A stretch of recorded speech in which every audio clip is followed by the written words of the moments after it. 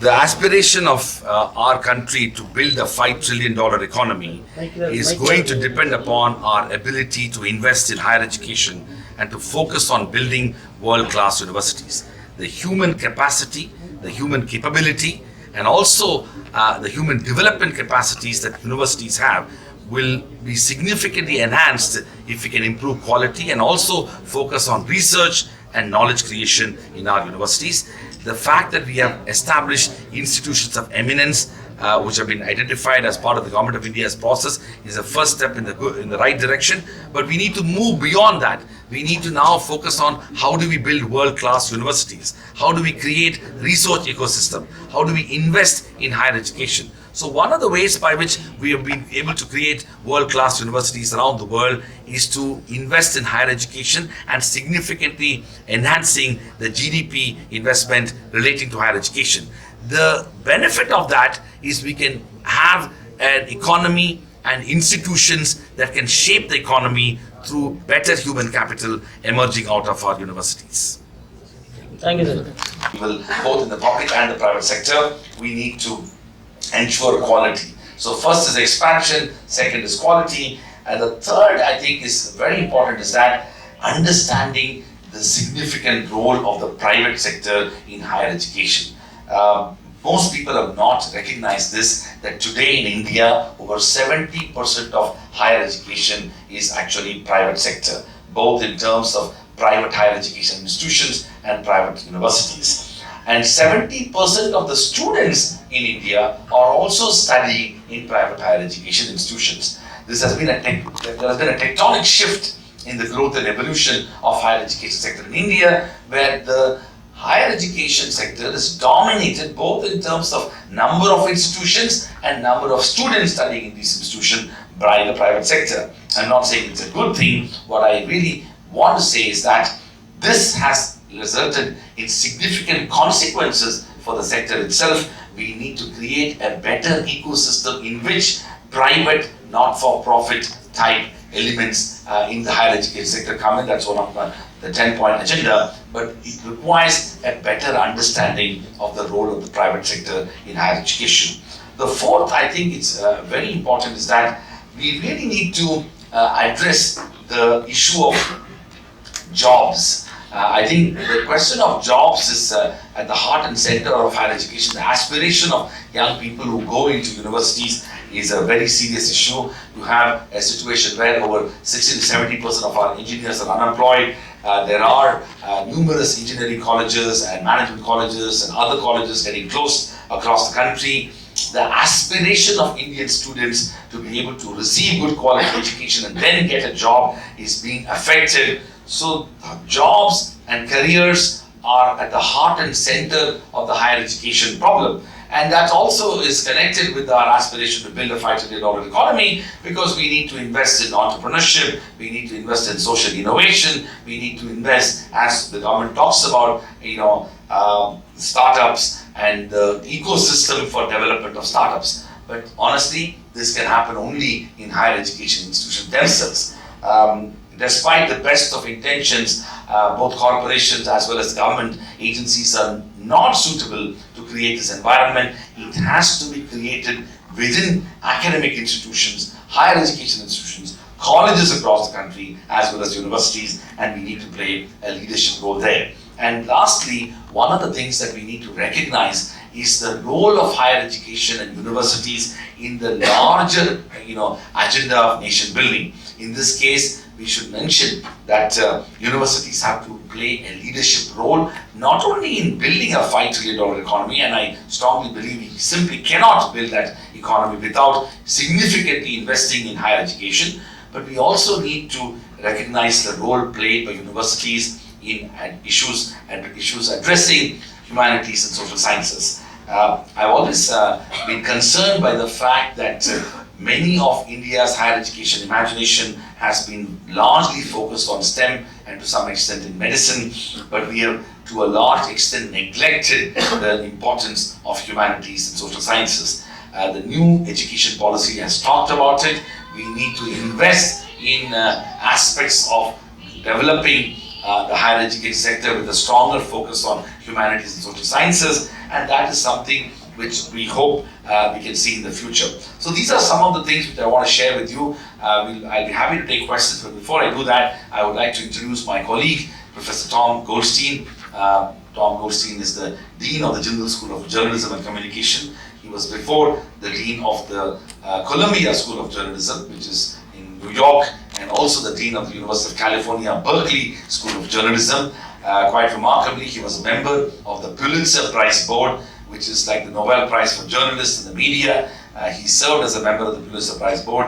He used to work for New York Times and Wall Street Journal. There are very few people like him in the world who have started across the world of media and academia, and I've assumed the leadership role today in India as the Dean of the Jindal School of Journalism and Communication. I have requested him to share some of his own experiences from his American higher education. He graduated from Yale University and Columbia University, so he has studied and worked in distinguished institutions, which I think can help us understand some of the challenges that we are facing, but hopefully to draw inspiration from institutions in other parts of the world, including in the United States. Thank you very much. Former reporter, I'm much more comfortable sitting where you are than standing where I am. And I'm here to reinforce the larger points that Raj has made. I am new to India, but I'm not new to higher education.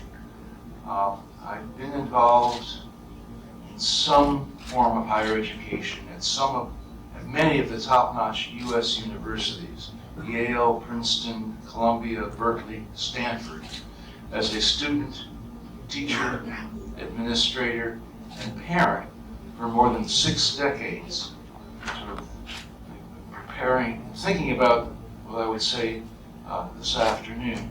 I came up with that, and that's a major part of my life has been affiliated with universities, and I thought deeply about them. And I am absolutely convinced that a quality education is the single most important factor in assuring social mobility, social progress, and prosperity. That is true in the United States, and I think it's equally true in India. And just as a note, I mean, I've lived in California now for more or less 3 decades, and I arrived at the dawn of the knowledge economy, the burgeoning of the knowledge economy at Silicon Valley. Silicon Valley is a concept, it's not a geographical location as such. And Berkeley, which is across the bay from the Silicon Valley, sort of partakes in that. And to watch the growth of Silicon Valley and the growth of the computer industry, largely as a result of what was going on at Stanford and Berkeley, is just quite extraordinary. And there's no reason that can't be duplicated and improved upon elsewhere. I think I'm going to just sit down, answer questions, listen to your questions. One of my earlier jobs also was I was a press secretary to the mayor of New York, so I'm familiar with press conferences too. Thanks. Declared as an institution of eminence. As you know, one of the big proposals or plans for the Modi government was to declare 10 public and 10 private institutions to be institutions of eminence. They went through an elaborate process for the last 2 years, and we are one of the 8 existing private universities and 10 existing public universities which have been declared as institutions of eminence. As an effort to expand our programs, we have launched several new programs in recent times. The Journalism School and the BA in Journalism is one such program, but also in the forthcoming year, we have started the BA in Legal Studies in addition to our regular law school programs. We've also launched a BA in Social Science and Policy in our Public Policy School. We've launched a BA in Political Science in our School of International Affairs, and also a Master's in Economics program. So these are some of our newer programs. We of course have existing programs in the 8 different schools that we have, including in law, business, international affairs, public policy, liberal arts, journalism, architecture, and banking and finance. I just want to say that Dr. Rajkumar can answer questions in Tamil as well. So please feel free to ask him in the local language if you wish to.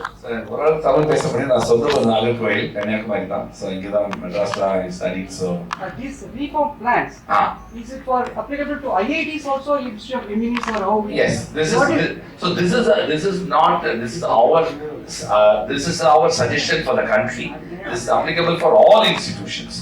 This whatever is in the plan is applicable for all institutions which are aspiring to become world class. And then what is the role other than the government of India? Is it a national prestige? So what will be role will be playing in this? Yes. So I think the most important thing is the role universities have to take responsibility.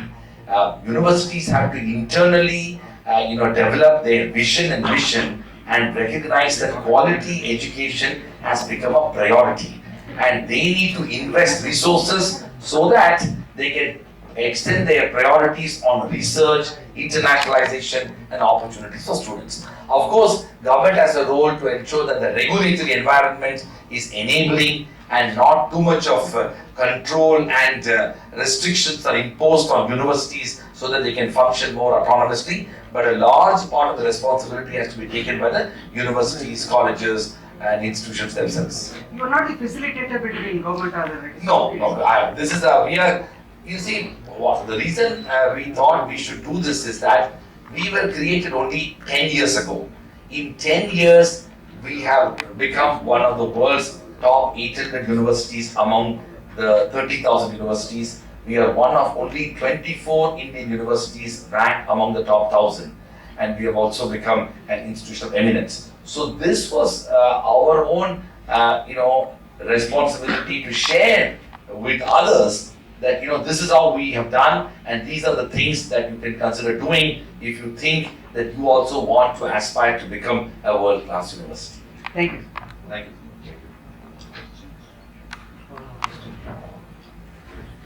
To be done in higher education for Indian universities to find a place among the global universities. But a lot of issues that you pointed out, we must have gotten it right already, but we failed to do that. So now we have to catch up, and we also need to find a place among the global rankings, etc. So all this have to be done at a much faster pace. So how is that possible? Is the expectations realistic? Very, very true, and absolutely fantastic question. I think so. You are absolutely right that many issues we might know in terms of the challenges, but what is I think two things have happened. One is that there is a larger expectation today of that high quality education, and that's also because of a demographic situation. 850 million people in India are now less than 35 years of age. The life expectancy is over 71. So there is a natural aspiration for young people to get high quality education. And I am convinced that there is an important relationship between good education and jobs. The biggest challenge, and people don't talk about, is that one of the reasons of the job crisis that we are facing is not so much about the economy, which is of course the case, but a lot to do with the linkages between the jobs and the education and the qualifications obtained. As far as the speed in which is concerned, you are absolutely right. We are already on a catch-up situation. Today, China has maybe over 10 to 12 universities, the top 200. India has a couple of them. In the 100 also, China has nearly 5-6 universities. We don't have one also. So we are going to be playing catch-up for a while. But I think the reason I'm optimistic about the future is the fact that at the heart of it, as a democracy, we are convinced about the importance universities can play towards strengthening our democratic institutions. And that's a very big difference between many other countries in India. Secondly, I'm also convinced that the young people of India, their aspirations will drive change within Indian universities. And that's already happening. The third, I think, is at a policy level, it is fair to say that the last decade in particular has seen significant impetus towards reforming Indian universities. Rankings is a very good example. A decade ago, even 5-6 years ago, universities would dismiss rankings. Today, not only rankings are accepted as a legitimate tool to assess the quality of institutions, the government of India has embraced rankings in a big way. the Gazette notification for the IOE has specifically said that the aspiration for Indian university should be to become top 500 initially, then top 100 in the QS and Times Higher Education and Shanghai J-Top rankings. These things are driving changes across the country. IITs, public universities, central universities, NITs, ICERs, state public universities, private universities, they are all geared up to see it. More and more awareness is built around faculty. So I'm optimistic about the future, but I think media also has to play a big role. We all know higher education is a soft sort of interest. I have not seen serious articles written about how the relationship between the $5 trillion economy aspiration and the role of universities. I mean, look at the innovation sector, for example. Look at the type of ecosystem that we need to have for startup culture to develop. If you look at great things that have happened, whether it's a Facebook or a Twitter or all these, or the university campuses, played a very important role. Not only because of the fact that the education enhanced that creativity, but it's an ecosystem that provided opportunities for people to do things. We need to build that culture across institutions. Aspiration is by 2024, India should develop a $5 trillion economy. I think we are right now around $2.4 trillion economy. And, around $2.4 trillion economy. So the biggest, aspect of that economy is the human capital.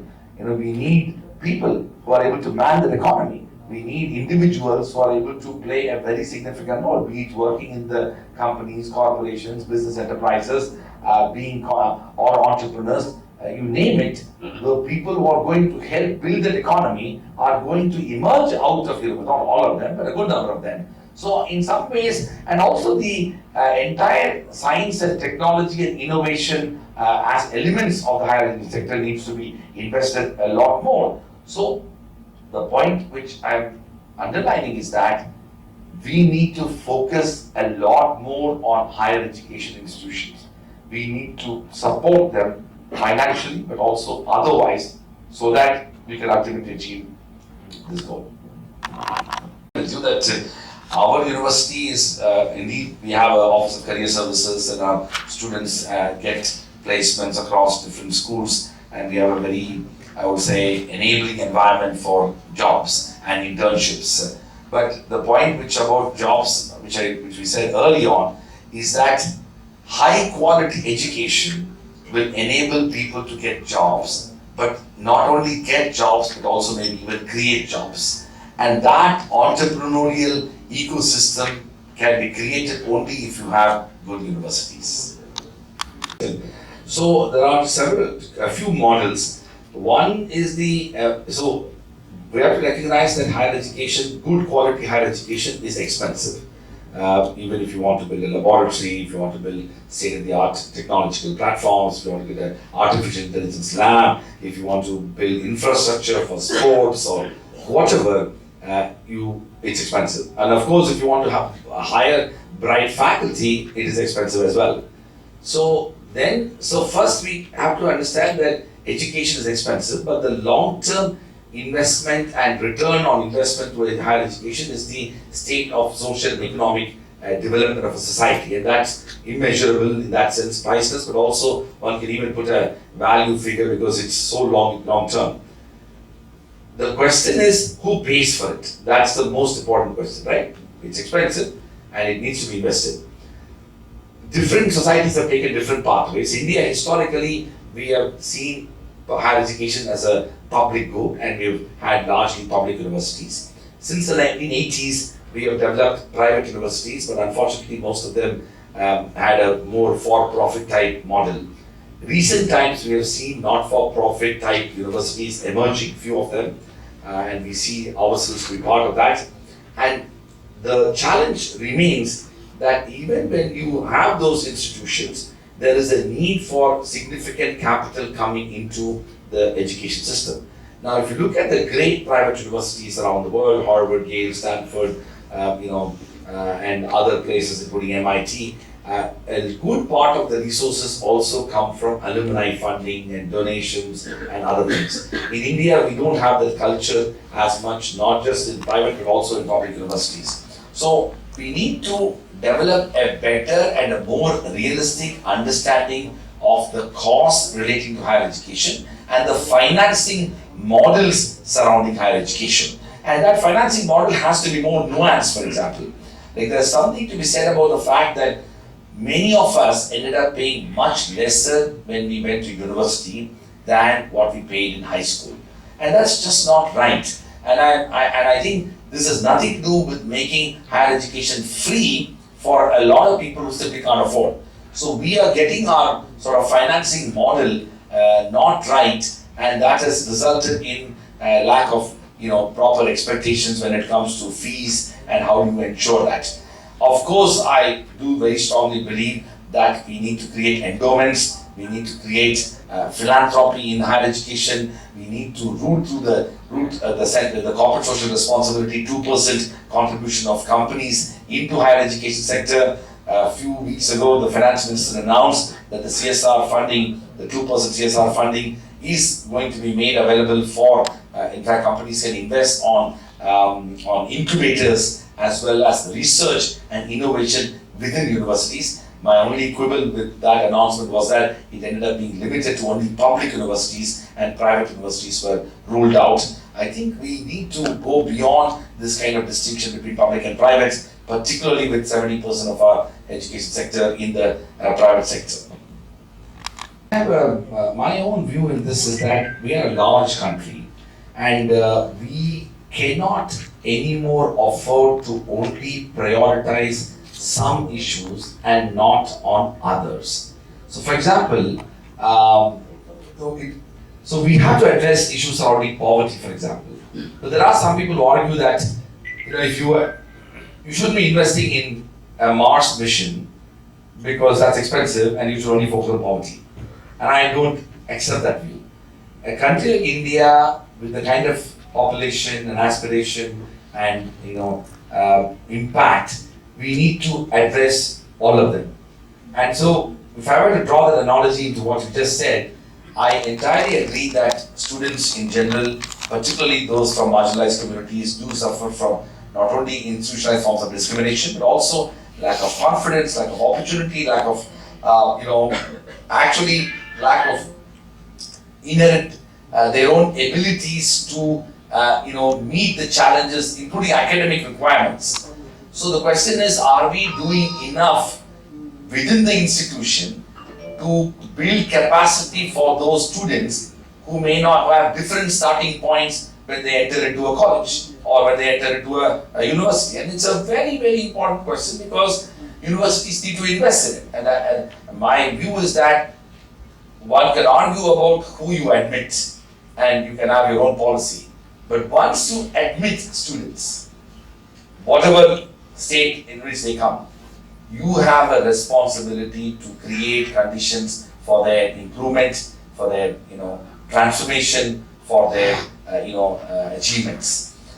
This becomes a challenging issue in a country which is diverse, but that's a responsibility which one has to take. And I think it is also important for us to recognize that not everybody needs to come into the regular degree program education. In fact, I have always believed that one of the tragedies of Indian higher education is that we have not invested in vocational education. We have not invested in community colleges. The higher gross enrollment ratio in the United States, one of the reasons is that a good percentage of students who come into higher education actually come through community colleges. They have gone through community colleges before, and if you have a choice to make at a point of time, you either go into a professional setting where you do skills-based jobs, or you feel that you are now ready to come into higher education. There are pathways created for people to coming into higher education. By the way, those community colleges are absolutely world-class standards. So mediocrity has unfortunately been institutionalized not only in our regular colleges and universities, but we've never been able to create an imagination for community colleges. We need to do that, and not because of the fact that it should not be seen as a hierarchical model. It should be absolutely world class. That's why Germany and China and others, their community colleges are world class, and that's a question of choices students have to make, and not every. I mean, what's the point of going to a mediocre college and do an engineering degree and end up getting, not getting jobs? And I'm sure you're all aware that office attendant positions that are being advertised in across states of India, several lakhs of people who apply for them are engineers and master's degree holders and even PhDs. So there is a huge mismatch between our educational aspiration and the qualifications that the students have. So, thank you for the question.